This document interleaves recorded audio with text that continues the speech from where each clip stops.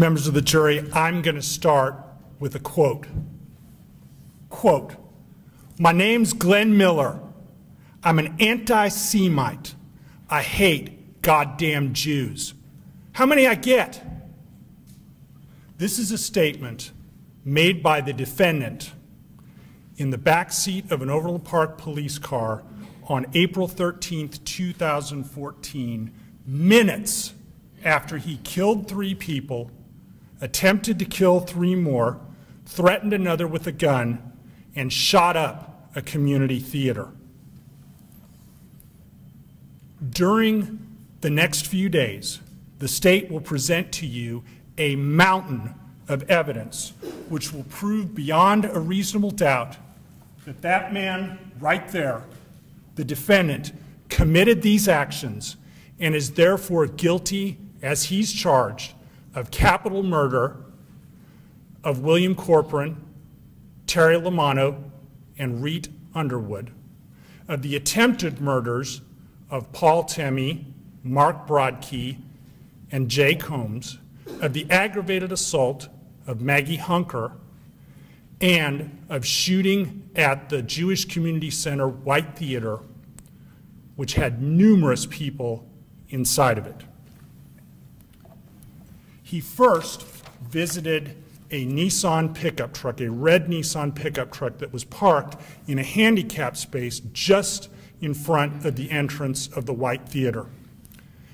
Inside that Nissan were Dr. William Lewis Corcoran and his 14-year-old grandson, Reet Griffith Underwood, there for KC Superstars.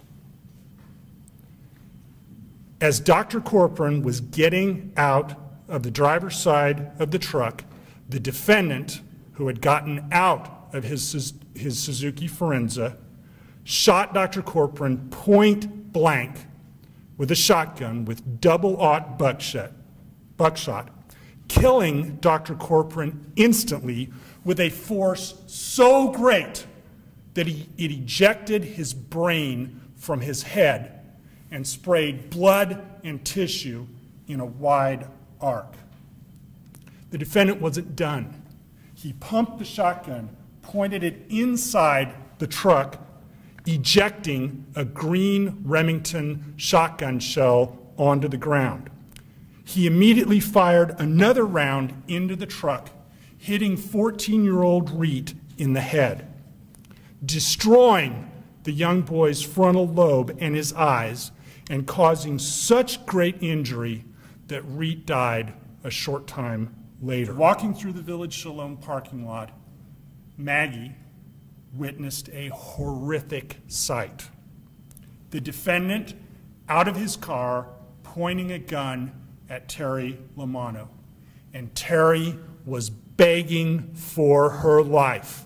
No, no, no! The defendant pulled the trigger and nothing happened. He pumped the shotgun, which ejected a green Remington shell on the ground.